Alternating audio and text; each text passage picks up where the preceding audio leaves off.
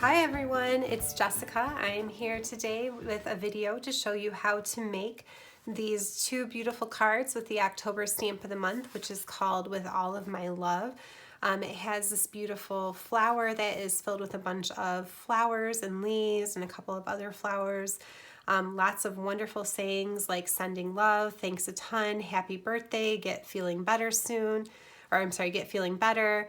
XOXO, congratulations, you got this, missing you, you're the best. I mean, happy anniversary. You could probably make so many different cards for so many different occasions using this particular stamp set, and it's really beautiful and fun to color with.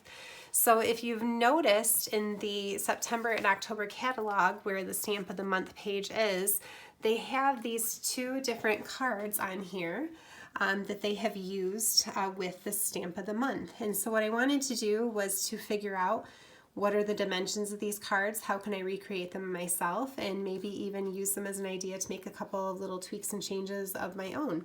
So that's what this video is going to be all about, is how to go ahead and create both of these cards. So I figured out all of the dimensions and the paper and a couple little tips and tricks for helping you to create them. So I've already made them each once, but I'm going to recreate them again. And I did definitely learn a few things along the way when I was making them. For example, this one, I was supposed to stamp the XO across the top of this piece up here, and then I forgot, and I'd already had it down with the string over it. And I thought, well, I'm not going to mess with that. So I did put my XO down here, and actually I really like the way that that turned out. Almost even better, I think, than the original where it goes across the top. So there's the first one. And the second one is this. And one thing that's a little bit different on this particular card is I wasn't sure in the catalog what they'd used for their two hearts that were over here. They looked three-dimensional, so I'm not really sure what they had. So I actually just pulled a little heart out of from the Funny Farm stamp set, and probably you have little heart stamps in any other set that you've got too. And I just stamped them over to the side, and I thought that worked just as well.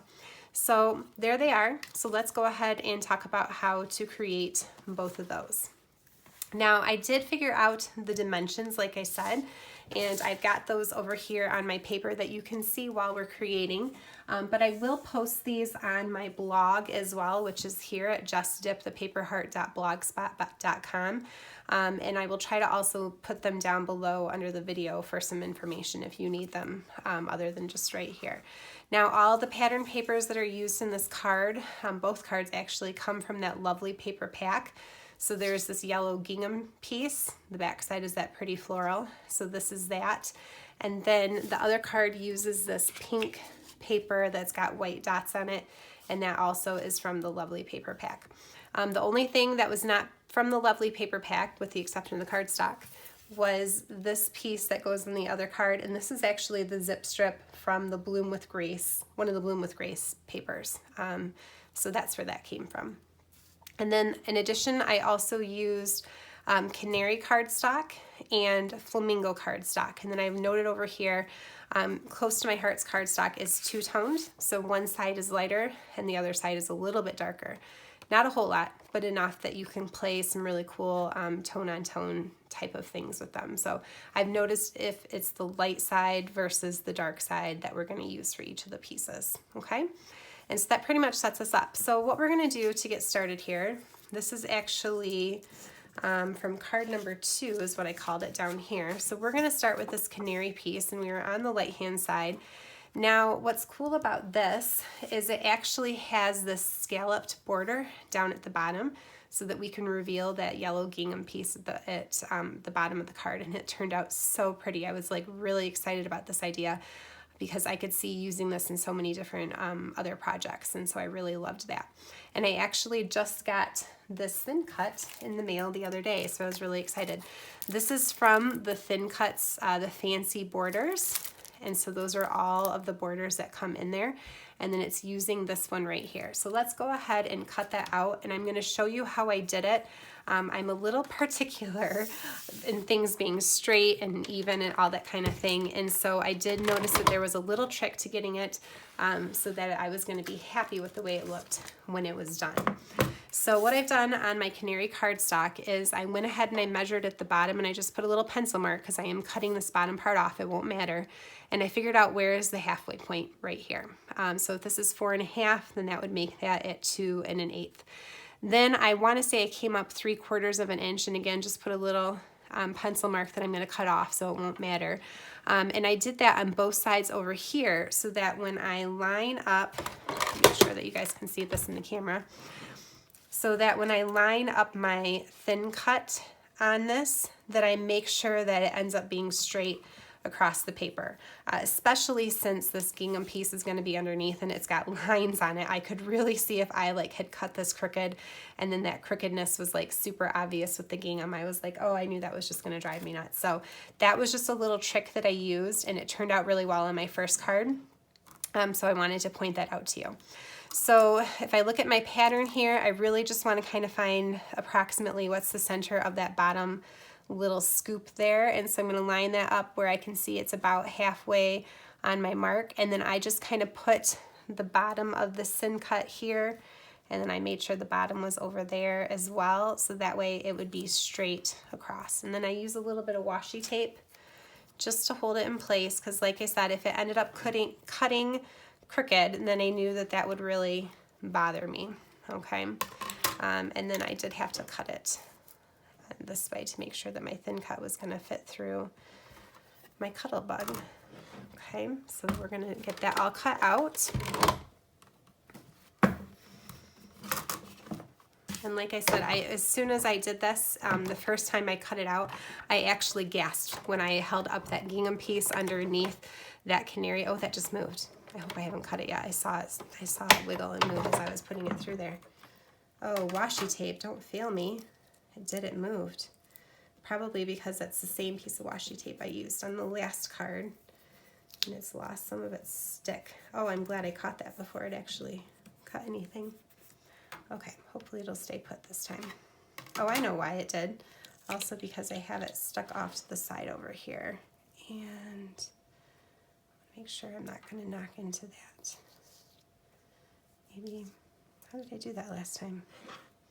Of course, now that I'm videoing it. Now it's not working. Oh, I went like this. That's what I did. Hello, ding dong. Do you guys ever call yourselves names? I usually call myself a name, or I use my middle name and I yell at myself. I knew there was a way I did it last time that it worked. That was it. Turn it sideways. Oh, goodness. But anyways, I actually gasped when I held up that gingham piece underneath because it was so pretty with the scalloped border over the top of it. And I thought, oh, you could do that with so many different projects. I could really see that being a cool technique. And so that's all we need to do there. And so look at that. And this is going to be so pretty. And then you can just layer it over top like so. Okay, and now it's pretty even, I think, across there and in a straight line. So that's what we wanted to accomplish. All right, so we've got that piece ready to go. So we're ready to begin assembling our card. And one of the things that I learned on my trial run was, I mean, we can go ahead and put this yellow gingham piece down, but at the top of this card, it actually has some gold thread around it with a bow. And I made the mistake of assembling my card first and trying to put that gold thread, gold thread on second. And I didn't want it to go around the back of my card or have to cut a slit over here on that crease or anything. And so I really kind of had to fuss with that, and it was annoying. And I thought, why wouldn't I just prep this piece first and then wrap my thread around it so that when I put it down, then it's done. Like, hello, that would make a whole lot more sense. So I'm going to make sure I do that this time. So I can go ahead and put that gingham piece down. Let me get this back in here so you guys can see some of our dimensions. So I'm going to go ahead and get the top of my card ready to go. So remember, it looks like this. This time I went ahead and stamped it first so that I didn't forget to do that. So this is going to go to the very top. And then the other thing that's at the top, if you notice in the catalog, there's just a really light strip here underneath that flamingo piece that's a lighter pink. And so this color right here in the lovely paper pack is Ballerina, so I'm thinking that's Ballerina. Now I did have some Ballerina cardstock, but it's such a thin strip, and I didn't want to cut down a 12 by 12 piece of Ballerina cardstock, and I just didn't want to do it. I couldn't do it for such a small piece. And so what I did is I was already cutting in to this pattern paper from the lovely pack in order to get that pink and white polka dot strip. And so I just took a 1/4 inch off of that paper. Not this paper, but the full-size piece of paper. And it does have the white dots in it, but if you look, you can probably get yours just so, because we really only need a little bit of that pink showing. So I tried to make sure that when I cut it, the dots were down at the bottom, and I'm just gonna see that little part, like here, you can't even see any of those white dots. So, I mean, if that's not something that you want to fuss with, then that's fine. You could just cut a piece of Ballerina, or you could skip it all together. I don't even think that pink really needs to be on there. But that was just the way I kind of got around cutting another piece of paper. Since I was already cutting into that pattern piece, I thought, well, I'm just gonna make it work. So that's what I did. Now the trick is gonna be to make sure that this is all gonna show just so. So I'm gonna use my grid paper here, so that piece right here is a 1/2 inch. So I want this just to come up just a little bit past that. I really only need a tiny bit to show, but I don't want those dots to show. And hopefully that's going to be enough, like that.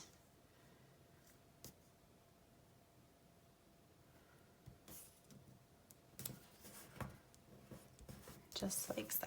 Oh, and see now, just a little bit short over here, so I'm going to go ahead and trim that off. And hopefully it doesn't throw off our centering on our thin cut too terribly much. Let's just do like so. There. Yep, still looks fine. Okay. So we might have to trim our card over here. No biggie. So like I said, if we do all of this first with our gold thread, then it will be hidden behind it. Okay. So the next step is to put this gold thread and then to tie the little bow. So this is the embellishing thread. It comes with 10 yards. I've been using a lot, and I still have a lot left, because at first I was kind of like, ooh, I feel like I'm going to be wasting it a little bit, but it really doesn't. It lasts for a long time. And I want it to come over this flamingo piece just a little bit. So I'm going to go ahead and put some adhesive down on the back side just to kind of hold it in place while I'm getting it started. And you'll notice that you have a couple of different threads, strands together on this, that gold thread, so it's really noticeable. And I'm going to do it 2 times around and then come around over here. All right, so our card front is ready to go. And now we can do this flower, or I'm sorry, the heart that's full of flowers and the happy anniversary. So what I did for this, I'm excited to show you this trick, and this is something I really love. So I've been using this is the water brush, and it does come in a couple of different sizes. This one in particular is the small water brush, the small round water brush. And I just get like a little piece of paper towel from the kitchen. And then what you can do, any of your ink pads can become your paint, and then they match perfectly. So that's really cool. So what I want to do is I'm going to color this in. And this pink paper that we're using on our card is actually flamingo, but I don't have the flamingo ink pad. And that's okay, because when I'm recreating these things from the idea book, from the catalog, maybe I have all of the same supplies and maybe I don't. So sometimes you're just going to kind of have to do what you have available to you and make it work. And I think that that ends up being just as beautiful. So since I don't have the flamingo, I do actually have Smoothie, which is really just kind of a darker shade, and I thought that it coordinated really well with this. So I've been using Smoothie as my ink for these 2 cards. And you really can't even tell that it's not flamingo. I think that it works out just fine because it matches that darker side of the flamingo. Okay, so what you're going to do is you're going to take your ink pad and you're going to squeeze it like this in the center, and it's going to leave some of that ink from the pad over here on the other side of the tray. And now, like I said, if you're using your water brush, it really just kind of becomes your paint. and you can use it. And then any color that you're working with, if you've got the cardstock, the pattern paper, and then you have the coordinating ink pads, it all matches. And so it's really kind of cool that you don't need to worry about that. It just all coordinates and goes together. So what I'm going to do, if I wanted to make this a little bit, let's say lighter, then I could squeeze my water brush and really get a lot of water going in here, but I don't. I'm actually going to start with it, just kind of my brush tip is wet, but I'm just going to go like this, and I'm going to pick up some of that color, and then I'm going to start coloring. And you'll notice that when you do this, that pretty quickly you have to go back and pick up some more color. So it doesn't last for a super long time, but it does give you that really pretty watercolor effect. Now notice, see over here, it's starting to get lighter, and I don't like that look so much. I want it to be a little bit darker. Okay, so I'm gonna go over it, and I don't wanna get it too terribly wet. This is just normal French vanilla cardstock. It's not watercolor paper. And so it holds up fine coloring this way, but again, I'm just trying to be conscious of not like super saturating it, if that makes sense. And then I'm just going to kind of go around, and then if you want to play with shading and stuff, like I said, the more that you're coloring it and the color is coming off of your water brush, it gets lighter. So if I wanted to like come around darker on the outside here and then just continue to color in, then I could do something like that to make it blend a little bit, you know? So you can play with it and kind of see what works for you. I think actually on the first card that I made, what I was doing, because I wanted the bigger roses, I think they're roses, to be darker, and then I wanted the little tiny flowers on the inside to be lighter. When I saw that my brush was losing some of its color, I'd come over and I'd get the very last of it and I'd color in a few petals until I felt like there wasn't enough on there, like that one's getting kind of light. And then I would go ahead and pick up some more and go back to my rose. Come back to my rose, and oh, now I'm starting to lose it a little bit, and so I'd come over and get some of these over here so that they were in the lighter color. And so I really just kind of did that back and forth. So I'm going to finish coloring this off camera because you don't need to sit here and watch me color it all. But when I'm done with the flowers, I will come back and show you what I did with the leaves. Okay, so I finished coloring in all of the smoothie flowers. Now what I'm gonna do to clean off my water brush, like I said, I just got a paper towel from the kitchen, and you push right here on the side to get the water to come out, and you just kind of do that until there's no color. And now your brush is clean and it's ready to move on to a different color, okay? So one of the things I did mess up on as I was doing it, I started coloring some of the leaves in the wrong color, but hopefully when I come back over them, it won't really be noticeable. So what I wanted to do actually, and the first time I did this, I was a little nervous. I was considering what color green to color these in. I noticed that in the catalog that they seemed kind of like a richer color, but still pretty green. And I kind of liked that they were that darker, richer color, and I decided to go with Peacock. And since it is more of a blue-green and more blue even than green, I was kind of nervous about coloring with it, but when I put it together with the other inks that I was using on both of these cards, I mean the yellows are in Canary, like I said, we're using flamingo paper, but smoothie ink, I thought that those three looked really beautiful together. And so on my first card, I really liked the way that it turned out. It worked out okay. So I went with Peacock. I don't know, but you could pick any sort of green. I just really liked the way that those colors look together. So this is Peacock, so I'm going to do that same thing where I just squeeze in the middle so that I can pick up some of that ink that is from the pad, and then I'm going to just color in my leaves, and I'm going to try to get these ones that I messed up on a little bit darker so that I can color up the mistake. Oh good, it does work. Okay, so I'm just going to take the Peacock and I'm going to color in those bigger leaves. I tried to saturate the color a little bit more toward the center of the leaves and then lighten up as I went out towards the edges just for some of that shading.